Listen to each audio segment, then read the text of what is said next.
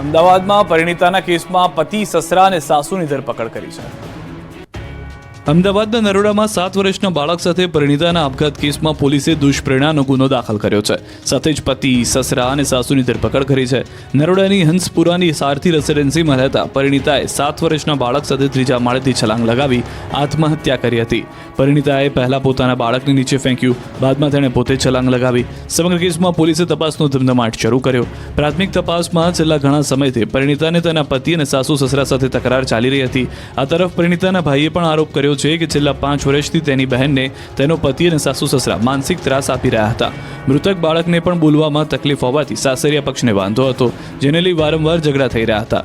વારંવાર અપાતા માનસિક ત્રાસ અને ઝઘડાથી કંટાળી આખરે પરિણીતાએ મોતને વહાલું કરી લીધું. હાલ તો પોલીસે પતિ, સાસુ અને સસરાની ધરપકડ કરી વધુ કાર્યવાહી હાથ ધરી છે.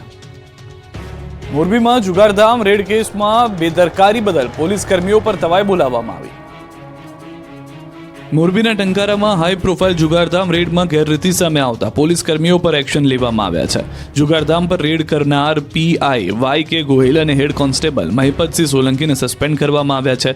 સાથે જ તેમની બદલી દાહોદ જિલ્લામાં કરી દેવાઈ છે. જુગારધામ રેડ કેસ સ્ટેટ મોનિટરિંગ સેલે સમગ્ર કાર્યવાહી કરતા પોલીસ બેડામાં પણ ચકચાર મચી છે. એક મહિના પહેલા ટંકારામાં પોલીસે હાઈ પ્રોફાઇલ જુગારધામ પર રેડ કરી. ટંકારાના કમ્ફર્ટ રિસોર્ટમાં ટોકન દ્વારા જુગારધામ ચલાવવામાં આવી રહ્યું હતું. પોલીસે જે તે સમયે 9 જુગારીઓ સહિત 63 લાખના મુદ્દામાલ પણ જપ્ત કર્યો. રેડમાં ગેરરીતિ થઈ હોવાની શક્યતાઓ સેવાઈ રહી હતી, જેને લઈ સ્ટેટ મોનિટરિંગ સેલના ડીઆઈજી નિર્લિપ્ત રાય અને ડીવાયએસપી કેટી કામરિયાની ટીમે ટંકારામાં ધામા નાખ્યા અને સમગ્ર કેસની ઊંડાણપૂર્વક તપાસ શરૂ કરી. તપાસમાં પીઆઈ સહિતના પોલીસ કર્મીઓએ ગેરરીતિ કરી હોવાનું સામે આવ્યું. ત્યારે સમગ્ર કેસની તપાસ હજુ પણ કેટલાક ખુલાસા થઈ શકે છે.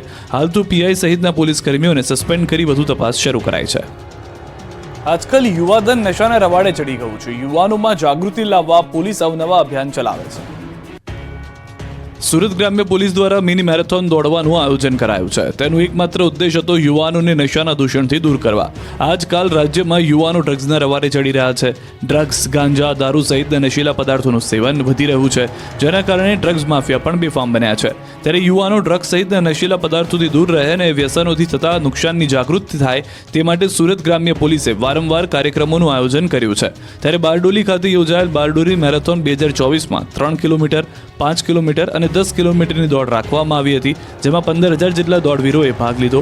આ મિની મેરેથોનમાં ધારાસભ્ય ઈશ્વર પરમાર, સાંસદ પ્રભુ વસાવા, રેન્જ આઈજી, જિલ્લા પોલીસ વડા સહિત અગ્રણીઓ હાજર રહ્યા. મેરેથોનમાં યુવાનો ડ્રગ્સના દૂષણથી કેવી રીતે બચી શકે છે તે અંગે ગ્રામ્ય પોલીસ દ્વારા માર્ગદર્શન આપવામાં આવ્યું. શિયાળુ પાકની વાવણી માટે ખેડૂતોને ખાતરની હાલાકીનો સામનો કરવો પડી રહ્યો છે. અરવલ્લીના ખેડૂતોએ ખાતર નહીં મળે તો વિરોધ પ્રદર્શનની ચીમકી ઉચ્ચારી. અરવલ્લી જિલ્લામાં છેલ્લા ઘણા સમયથી યુરિયા ખાતરની અછત સર્જાતા ખેડૂતોને ભારે હાલાકીનો સામનો કરવો પડી રહ્યો છે. છેલ્લા 1.5 મહિનાથી ખાતર ન મળતું હોવાના ખેડૂતો આરોપ લગાવી રહ્યા છે, જેના કારણે ઊભા પાકને નુકસાન જવાની ખેડૂતો ભીતિ સેવી રહ્યા છે. ખેડૂતોનો આરોપ છે કે યુરિયા ખાતરની અછત વચ્ચે નાણાં આપી મળતિયાઓને ખાતર ભરેલી ગાડીઓ આપી દેવાય છે. ત્યારે ખેડૂતોએ ચીમકી ઉચ્ચારી છે કે જો વહેલી તકે ખાતર નહીં મળે તો વિરોધ પ્રદર્શન યોજવામાં આવશે. અરવલ્લી જિલ્લામાં રવિ સિઝનમાં 1 લાખ એકર કરતાં વધુ જમીનમાં ઘઉં, મકાઈ, ચણા જેવા પાકોનું વાવેતર કર્યું છે. જિલ્લામાં સૌથી વધુ વાવેતર ઘઉંનું કરવામાં આવ્યું છે. સિઝનની શરૂઆતમાં જ પાકના પાયામાં નાખવામાં આવ્યા ડીએપી ખાતરની અછત સર્જાઈ છે. તેમ છતાં ખેડૂતોએ મોંઘા ભાવના બિયારણ લાવી વાવેતર કર્યું. ત્યારે હવે પાકને બીજા પાણ સાથે યુરિયા ખાતર આપવાની જરૂરિયાત ઊભી છે, પરંતુ છેલ્લા ઘણા સમયથી યુરિયા ખાતરની અછત સર્જાતા ખેડૂતોની મુશ્કેલી વધી ગઈ છે. ખેડૂતો આરોપ લગાવી રહ્યા છે કે સેવા સહકારી મંડળીઓને ખાતર આપવામાં અન્યાય કરવામાં આવી રહ્યો છે. સ્થાનિક મંડળીઓમાં ખાતર મળતું નથી, જેથી ખુલ્લા બજારમાં વધુ કિંમત ચૂકવી ખાતર ખરીદવા ખેડૂતો મજબૂર બન્યા છે. શામલપુર ગામની સહકારી મંડળીના ચેરમેનનું કહેવું છે કે છેલ્લા 8 મહિનાથી ખાતર માટે ઓર્ડર આપવામાં આવ્યો છે, પરંતુ આજ દિન સુધી ખાતર આવ્યું નથી. વડોદરાના કોંગ્રેસ કોર્પોરેટર પર ખેડૂતોએ ગંભીર આક્ષેપ લગાવ્યા. વડોદરાના કોર્પોરેટર હરીશ પટેલ વિવાદમાં ફસાયા છે. કોર્પોરેટર પર ખેડૂત પરિવારે ગંભીર આરોપ લગાવતા શહેરની રાજનીતિમાં ગરમાવો આવ્યો છે. ચાણી ગામના ખેડૂત પરિવારે કોર્પોરેટર હરીશ પટેલ પર આરોપ લગાવ્યો છે કે રોડના કોન્ટ્રાક્ટરે કોર્પોરેટર હરીશ પટેલના કહેવાથી જીસીબીની મદદથી તેમના ખેતરની ફેન્સિંગ તોડી. ખેડૂતનો એ પણ આરોપ છે કે ટીપી ફાઇનલ ના થઈ હોવા છતાં ફેન્સિંગ તોડી નાખતા ખેડૂતનો મુશ્કેલીમાં મુકાયા હોવાની વાત છે. ફેન્સિંગ તોડી નાખવાના કારણે ખેડૂતોના પશુ માટેના ઘાસચારા અને ઊભા પાકને નુકસાન જવાની ભીતિ સેવાઈ રહી છે. સમગ્ર ઘટનાને લઈને ખેડૂતે છાણી પોલીસ સ્ટેશનમાં કોર્પોરેટર હરીશ પટેલ અને રોડ કોન્ટ્રાક્ટર સામે અરજી કરી છે. જો કે આ મામલે કોર્પોરેટર હરીશ પટેલે સમગ્ર આરોપ ફગાવ્યા છે. તેમનું કહેવું છે કે ખેડૂતે જે આરોપ તેમની પર લગાવ્યા છે તે આરોપ પાયાવિહોણા છે. સાથે જ તેઓએ કહ્યું હતું કે હું ખેડૂત સામે માનહાનિનો દાવો કરીશ. જો કે હાલ તો પોલીસે ખેડૂતની અરજી લઈને તપાસ શરૂ કરી છે, તો આ તરફ ખેડૂત પરિવાર પણ પોલીસ પાસે ન્યાયની ગુહાર લગાવી રહ્યો છે. દિલ્હી મુંબઈ કોરિડોરની કામગીરીને લઈને ખેડૂતોમાં ભારોભાર રોષ જોવા મળી રહ્યો છે. દિલ્હી મુંબઈ કોરિડોરની કામગીરી પર ફરી ગ્રહણ લાગે તો નવાય નહીં. 17 સુવિધાઓને લઈ પાછલા ઘણા સમયથી આંદોલન કરી રહેલા ખેડૂતોની 16 માંગણીઓ સર્વાનુમતે સ્વીકારવામાં આવી છે. પરંતુ મુખ્ય માંગણી પાક નિષ્ફળ અંગે કોઈ પણ અધિકારી અને હાઈવે ઓથોરિટી દ્વારા કોઈ નિર્ણય નહીં કરવામાં આવતા ખેડૂતોમાં નારાજગી જોવા મળી છે. ખેડૂતો દ્વારા 2 વાર કોરિડોર કામગીરી બંધ કરવામાં આવી હતી, તેમજ અનેક વાર લેખિત અને મૌખિક રજૂઆતો પણ કરાઈ હતી. ત્રીજી વાર સર્વે બાદ પ્રાંત અધિકારી દ્વારા સંકલન અધિકારી સાથે ખેડૂતોની મીટિંગ યોજાઈ હતી. આજે મીટિંગમાં ખેડૂતોએ બુધવાર સુધીનો સમય વધારવામાં આવ્યો છે. જો બુધવારે પાક નિષ્ફળ અંગે કોઈ નિર્ણય તંત્ર દ્વારા નહીં લેવામાં આવે તો ગુરુવાર 12/12/2024 ના રોજ ફરી 14 ગામોમાં ચાલતું દિલ્હી મુંબઈ કોરિડોર પ્રોજેક્ટ કામગીરી બંધ કરવાની ચીમકી ઉચ્ચારી.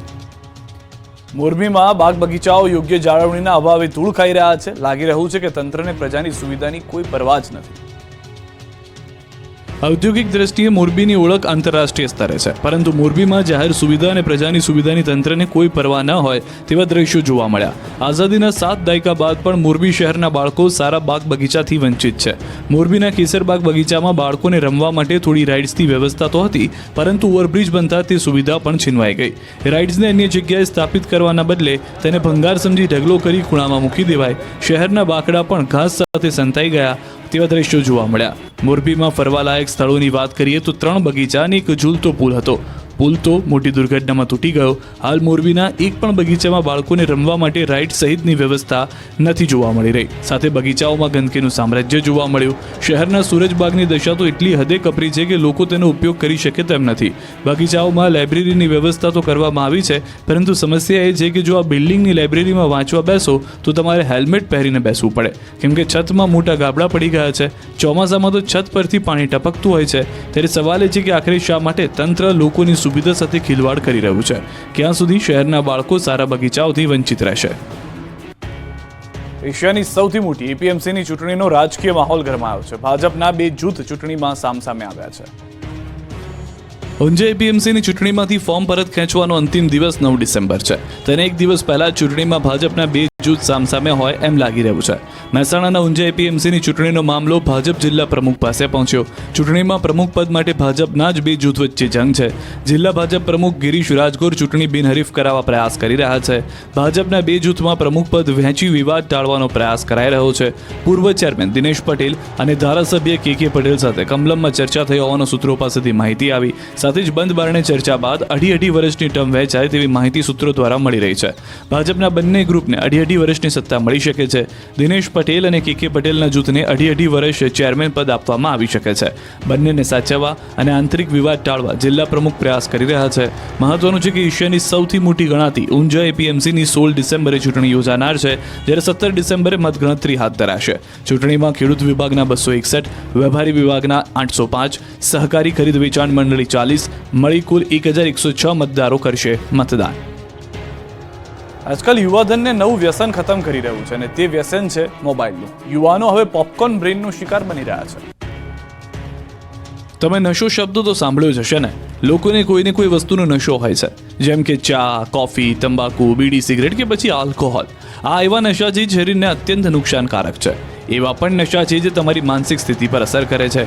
અને આ મોબાઈલનું વ્યસન છે. જો તમે પણ વારંવાર તમારો મોબાઈલ જોયા કરો છો તો તમને પણ પોપકોર્ન બ્રેઇન છે, જેમાં વ્યક્તિ વારંવાર તેનો ફોન ચેક કરતો રહે છે. કોઈ વ્યક્તિને એક સમયે એક વસ્તુથી તરત જ બીજી વસ્તુ તરફ તેનું ધ્યાન ભટકી જાય છે, એટલે કે એક કામ પર તેનું ધ્યાન કેન્દ્રિત નથી રહેતું, તો તે પોપકોર્ન બ્રેઇનનો શિકાર છે. રાજકોટની સૌરાષ્ટ્ર યુનિવર્સિટીમાં આવેલા મનોવિજ્ઞાન ભવનની 3 વિદ્યાર્થીનીઓએ મોબાઈલનો ઉપયોગ અંગે એક સર્વે કર્યો હતો. આ સર્વે તેમણે કહ્યું હતું કે તરુણો અને યુવાનો સરેરાશ 175 થી 180 વખત દિવસ દરમિયાન પોતાનો મોબાઈલ ચેક કરતા હોય છે.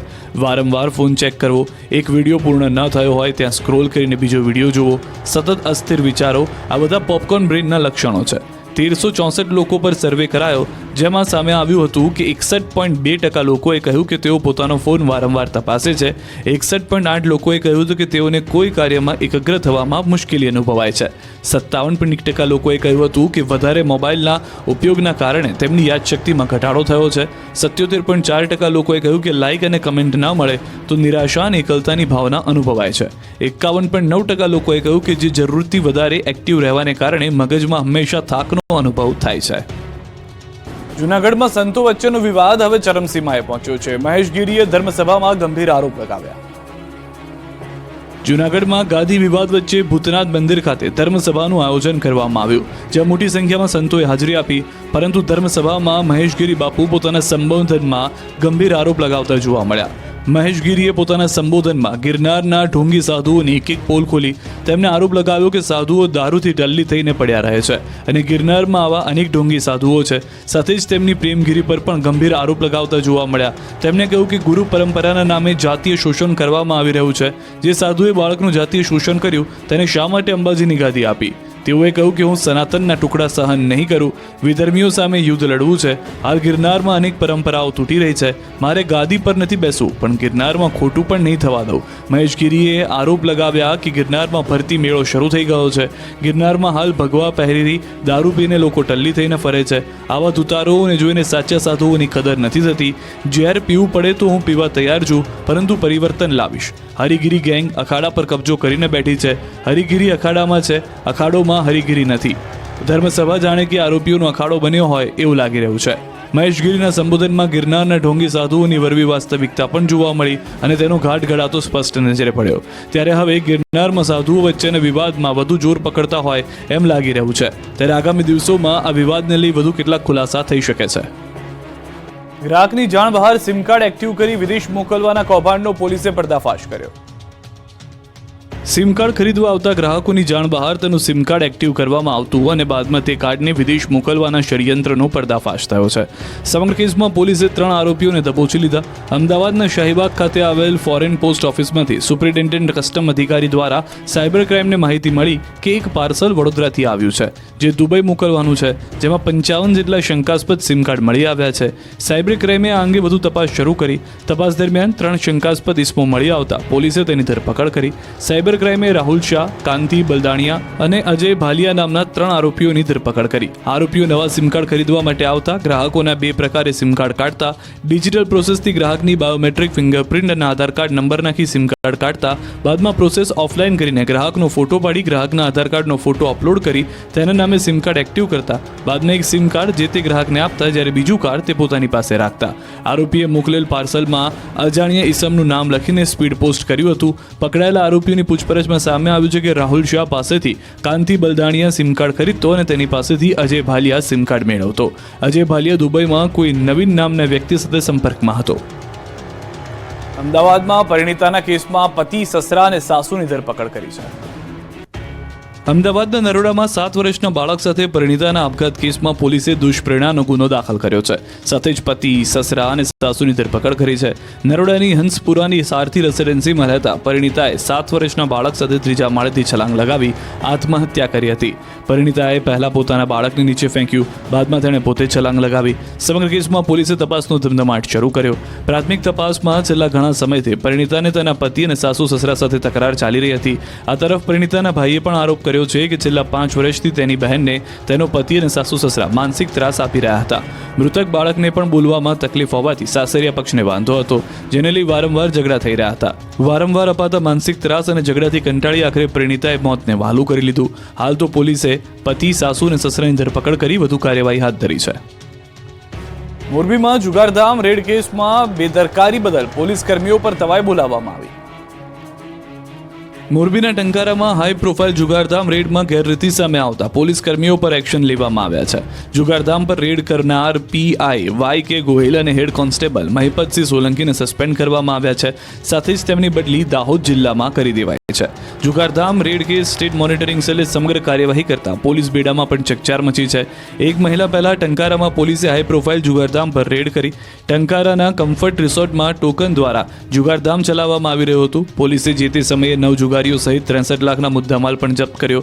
રેડમાં ગેરરીતિ થઈ હોવાની શક્યતાઓ સેવાઈ રહી હતી, જેને લઈ સ્ટેટ મોનિટરિંગ સેલના ડીઆઈજી નિર્લિપ્ત રાય અને ડીવાયએસપી કેટી કામરિયાની ટીમે ટંકારામાં ધામા નાખ્યા અને સમગ્ર કેસની ઊંડાણપૂર્વક તપાસ શરૂ કરી.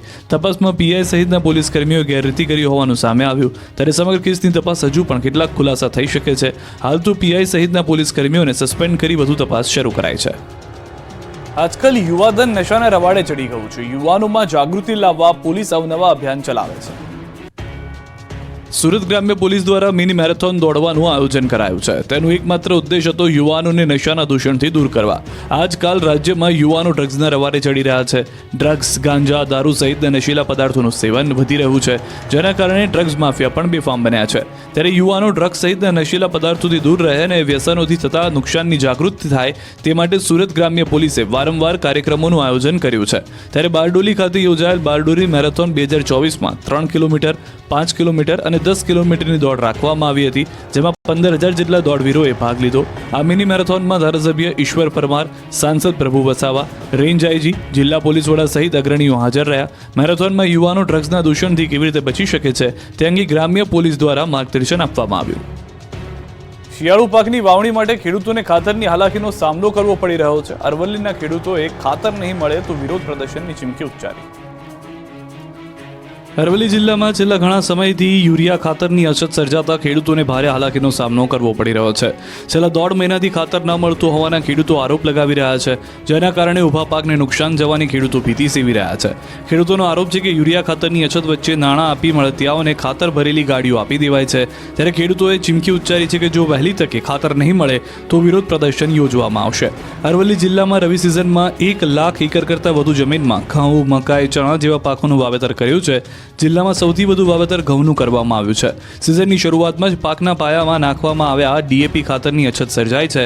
તેમ છતાં ખેડૂતોએ મોંઘા ભાવના બિયારણ લાવી વાવેતર કર્યું. ત્યારે હવે પાકને બીજા પાણ સાથે યુરિયા ખાતર આપવાની જરૂરિયાત ઊભી છે, પરંતુ છેલ્લા ઘણા સમયથી યુરિયા ખાતરની અછત સર્જાતા ખેડૂતોની મુશ્કેલી વધી ગઈ છે. ખેડૂતો આરોપ લગાવી રહ્યા છે કે સેવા સહકારી મંડળીઓને ખાતર આપવામાં અન્યાય કરવામાં આવી રહ્યો છે. સ્થાનિક મંડળીઓમાં ખાતર મળતું નથી, જેથી ખુલ્લા બજારમાં વધુ કિંમત ચૂકવી ખાતર ખરીદવા ખેડૂતો મજબૂર બન્યા છે. શામલપુર ગામની સહકારી મંડળીના ચેરમેનનું કહેવું છે કે છેલ્લા 8 મહિનાથી ખાતર માટે ઓર્ડર આપવામાં આવ્યો છે, પરંતુ આજ દિન સુધી ખાતર આવ્યું નથી. વડોદરાના કોંગ્રેસ કોર્પોરેટર પર ખેડૂતોએ ગંભીર આક્ષેપ લગાવ્યા. વડોદરાના કોર્પોરેટર હરીશ પટેલ વિવાદમાં ફસાયા છે. કોર્પોરેટર પર ખેડૂત પરિવારે ગંભીર આરોપ લગાવતા શહેરની રાજનીતિમાં ગરમાવો આવ્યો છે. ચાણી ગામના ખેડૂત પરિવારે કોર્પોરેટર હરીશ પટેલ પર આરોપ લગાવ્યો છે કે રોડના કોન્ટ્રાક્ટરે કોર્પોરેટર હરીશ પટેલના કહેવાથી જેસીબીની મદદથી તેમના ખેતરની ફેન્સિંગ તોડી. ખેડૂતનો એ પણ આરોપ છે કે ટીપી ફાઇનલ ના થઈ હોવા છતાં ફેન્સિંગ તોડી નાખતા ખેડૂતનો મુશ્કેલીમાં મુકાયા હોવાની વાત છે. ફેન્સિંગ તોડી નાખવાના કારણે ખેડૂતોના પશુ માટેના ઘાસચારા અને ઊભા પાકને નુકસાન જવાની ભીતિ સેવાઈ રહી છે. સમગ્ર ઘટનાને લઈને ખેડૂતે ચાણી પોલીસ સ્ટેશનમાં કોર્પોરેટર હરીશ પટેલ અને રોડ કોન્ટ્રાક્ટર સામે અરજી કરી છે. જો કે આ મામલે કોર્પોરેટર હરીશ પટેલે સમગ્ર આરોપ ફગાવ્યા છે. તેમનું કહેવું છે કે ખેડૂતે જે આરોપ તેમની પર લગાવ્યા છે તે આરોપ પાયાવિહોણા છે. સાથે જ તેઓએ કહ્યું હતું કે હું ખેડૂત સામે માનહાનિનો દાવો કરીશ. જો કે હાલ તો પોલીસે ખેડૂતની અરજી લઈને તપાસ શરૂ કરી છે, તો આ તરફ ખેડૂત પરિવાર પણ પોલીસ પાસે ન્યાયની ગુહાર લગાવી રહ્યો છે. દિલ્હી મુંબઈ કોરિડોરની કામગીરીને લઈને ખેડૂતોમાં ભારોભાર રોષ જોવા મળી રહ્યો છે. દિલ્હી મુંબઈ કોરિડોરની કામગીરી પર ફરી ગ્રહણ લાગે તો નવાય નહીં. 17 સુવિધાઓને લઈ પાછલા ઘણા સમયથી આંદોલન કરી રહેલા ખેડૂતોની 16 માંગણીઓ સર્વાનુમતે સ્વીકારવામાં આવી છે, પરંતુ મુખ્ય માંગણી પાક નિષ્ફળ અંગે કોઈ પણ અધિકારી અને હાઈવે ઓથોરિટી દ્વારા કોઈ નિર્ણય નહીં કરવામાં આવતા ખેડૂતોમાં નારાજગી જોવા મળી છે. ખેડૂતો દ્વારા 2 વાર કોરિડોર કામગીરી બંધ કરવામાં આવી હતી, તેમજ અનેકવાર લેખિત અને મૌખિક રજૂઆતો પણ કરાઈ હતી. ત્રીજી વાર સર્વે બાદ પ્રાંત અધિકારી દ્વારા સંકલન અધિકારી સાથે ખેડૂતોની મીટિંગ યોજાઈ હતી. આજે મીટિંગમાં ખેડૂતોએ બુધવાર સુધીનો સમય વધારવામાં આવ્યો છે. જો બુધવારે પાક નિષ્ફળ અંગે કોઈ નિર્ણય તંત્ર દ્વારા નહીં લેવામાં આવે તો ગુરુવાર 12/12/2024ના રોજ ફરી 14 ગામોમાં ચાલતું દિલ્હી મુંબઈ કોરિડોર પ્રોજેક્ટ કામગીરી બંધ કરવાની ચીમકી ઉચ્ચારી. મોરબીમાં બાગ બગીચાઓ યોગ્ય જાળવણીના અભાવે ધૂળ ખાઈ રહ્યા છે. લાગી રહ્યું છે કે તંત્રને પ્રજાની સુવિધાની કોઈ પરવા જ નથી. ઔદ્યોગિક દ્રષ્ટિએ મોરબીની ઓળખ આંતરરાષ્ટ્રીય સ્તરે છે, પરંતુ મોરબીમાં જાહેર સુવિધા અને પ્રજાની સુવિધાની તંત્રને કોઈ પરવા ન હોય તેવા દ્રશ્યો જોવા મળ્યા. આઝાદીના 7 દાયકા બાદ પણ મોરબી શહેરના બાળકો સારા બાગ બગીચાથી વંચિત છે. મોરબીના કેસરબાગ બગીચામાં બાળકોને રમવા માટે થોડી રાઇડ્સની વ્યવસ્થા તો હતી, પરંતુ ઓવરબ્રિજ બનતા તે સુવિધા પણ છીનવાઈ ગઈ. રાઇડ્સને અન્ય જગ્યાએ સ્થાપિત કરવાના બદલે તેને ભંગાર સમજી ઢગલો કરી ખૂણામાં મૂકી દેવાય. શહેરના બાકડા પણ ઘાસ સાથે સંતાઈ ગયા તેવા દ્રશ્યો જોવા મળ્યા. મોરબીમાં ફરવાલાયક સ્થળોની વાત કરીએ તો 3 બગીચા અને એક ઝૂલતો પુલ હતો. પુલ તો મોટી દુર્ઘટનામાં તૂટી ગયો. હાલ મોરબીના એક પણ બગીચામાં બાળકોને રમવા માટે રાઇડ સહિતની વ્યવસ્થા નથી જોવા મળી રહી. સાથે બગીચાઓમાં ગંદકીનું સામ્રાજ્ય જોવા મળ્યું. શહેરના સૂરજબાગની દશા તો એટલી હદે કપરી છે કે લોકો તેનો ઉપયોગ કરી શકે તેમ નથી. બગીચાઓમાં લાઇબ્રેરીની વ્યવસ્થા તો કરવામાં આવી છે, પરંતુ સમસ્યા એ છે કે જો આ બિલ્ડિંગની લાઇબ્રેરીમાં વાંચવા બેસો તો તમારે હેલ્મેટ પહેરીને બેસવું પડે, કેમ કે છતમાં મોટા ગાબડા પડી ગયા છે. ચોમાસામાં તો છત પરથી પાણી ટપકતું હોય છે. ત્યારે સવાલ એ છે કે આખરે શા માટે તંત્ર લોકોની સુવિધા સાથે ખિલવાડ કરી રહ્યું છે? ક્યાં સુધી શહેરના બાળકો સારા બગીચાઓથી વંચિત રહેશે? એશિયાની સૌથી મોટી એપીએમસીની ચૂંટણીનો રાજકીય માહોલ ગરમાયો છે. ભાજપના 2 જૂથ ચૂંટણીમાં સામસામે આવ્યા છે. ઊંઝા એપીએમસીની ચૂંટણીમાંથી ફોર્મ પરત ખેંચવાનો અંતિમ દિવસ 9 ડિસેમ્બર છે. તેને એક દિવસ પહેલા ચૂંટણીમાં ભાજપના 2 જૂથ સામસામે હોય એમ લાગી રહ્યું છે. મહેસાણાના ઊંઝા એપીએમસીની ચૂંટણીનો મામલો ભાજપ જિલ્લા પ્રમુખ પાસે પહોંચ્યો. ચૂંટણીમાં પ્રમુખ પદ માટે ભાજપના જ 2 જૂથ વચ્ચે જંગ છે. જિલ્લા ભાજપ પ્રમુખ ગિરીશ રાજગોર ચૂંટણી બિનહરીફ કરાવવા પ્રયાસ કરી રહ્યા છે. ભાજપના 2 જૂથમાં પ્રમુખ પદ વહેંચી વિવાદ ટાળવાનો પ્રયાસ કરાઈ રહ્યો છે. પૂર્વ ચેરમેન દિનેશ પટેલ અને ધારાસભ્ય કે પટેલ સાથે કમલમમાં ચર્ચા થઈ હોવાનો સૂત્રો પાસેથી માહિતી આવી. સાથે જ બંધ બારણે ચર્ચા બાદ અઢી વર્ષની ટર્મ વહેંચાય તેવી માહિતી સૂત્રો દ્વારા મળી રહી છે. ભાજપના બંને ગ્રુપને અઢી વર્ષની સત્તા મળી શકે છે. દિનેશ પટેલ અને કે પટેલના જૂથને અઢી વર્ષ ચેરમેન પદ આપવામાં આવી શકે છે. બંનેને સાચવવા અને આંતરિક વિવાદ ટાળવા જિલ્લા પ્રમુખ પ્રયાસ કરી રહ્યા છે. મહત્વનું છે કે એશિયાની સૌથી મોટી ગણાતી ઊંઝા એપીએમસીની 16 ડિસેમ્બરે ચૂંટણી યોજાનાર છે, જ્યારે 17 ડિસેમ્બરે મતગણતરી હાથ ધરાશે. ચૂંટણીમાં ખેડૂત વિભાગના 261, વેપારી વિભાગના 805, સહકારી ખરીદ વેચાણ મંડળી 40, મળી કુલ 1106 મતદારો કરશે મતદાન. આજકાલ યુવાધનને નવું વ્યસન ખતમ કરી રહ્યું છે, અને તે વ્યસન છે મોબાઈલનું. યુવાનો હવે પોપકોર્ન બ્રેઇનનો શિકાર બની રહ્યા છે. તમે નશો શબ્દ તો સાંભળ્યો જ હશે ને. લોકોને કોઈને કોઈ વસ્તુનો નશો હોય છે, જેમ કે ચા, કોફી, તંબાકુ, બીડી, સિગરેટ કે પછી આલ્કોહોલ. આ એવા નશા છે જે શરીરને અત્યંત નુકસાનકારક છે. એવા પણ નશા છે જે તમારી માનસિક સ્થિતિ પર અસર કરે છે. અને આ મોબાઈલનું વ્યસન છે. જો તમે પણ વારંવાર તમારો મોબાઈલ જોયા કરો છો તો તમને પણ પોપકોર્ન બ્રેઇન છે, જેમાં વ્યક્તિ વારંવાર તેનો ફોન ચેક કરતો રહે છે. કોઈ વ્યક્તિને એક સમયે એક વસ્તુથી તરત જ બીજી વસ્તુ તરફ તેનું ધ્યાન ભટકી જાય છે, એટલે કે એક કામ પર તેનું ધ્યાન કેન્દ્રિત નથી રહેતું, તો તે પોપકોર્ન બ્રેઇનનો શિકાર છે. રાજકોટની સૌરાષ્ટ્ર યુનિવર્સિટીમાં આવેલા મનોવિજ્ઞાન ભવનની 3 વિદ્યાર્થીનીઓએ મોબાઈલનો ઉપયોગ અંગે એક સર્વે કર્યો હતો. આ સર્વે તેમણે કહ્યું હતું કે તરુણો અને યુવાનો સરેરાશ 175 થી 180 વખત દિવસ દરમિયાન પોતાનો મોબાઈલ ચેક કરતા હોય છે. વારંવાર ફોન ચેક કરવો, એક વિડીયો પૂર્ણ ન થયો હોય ત્યાં સ્ક્રોલ કરીને બીજો વિડીયો જોવો, સતત અસ્થિર વિચારો, આ બધા પોપકોર્ન બ્રેઇનના લક્ષણો છે. 1364 લોકો પર સર્વે કરાયો, જેમાં સામે આવ્યું હતું કે 61.2% લોકોએ કહ્યું કે તેઓ પોતાનો ફોન વારંવાર તપાસે છે. 61.8% લોકોએ કહ્યું હતું કે તેઓને કોઈ કાર્યમાં એકાગ્ર થવામાં મુશ્કેલી અનુભવાય છે. 57% લોકોએ કહ્યું હતું કે વધારે મોબાઈલના ઉપયોગના કારણે તેમની યાદશક્તિમાં ઘટાડો થયો છે. 77.4% લોકોએ કહ્યું કે લાઇક અને કમેન્ટ ન મળે તો નિરાશા અને એકલતાની ભાવના અનુભવાય છે. 51.9% લોકોએ કહ્યું કે જે જરૂરથી વધારે એક્ટિવ રહેવાને કારણે મગજમાં હંમેશા થાકનો અનુભવ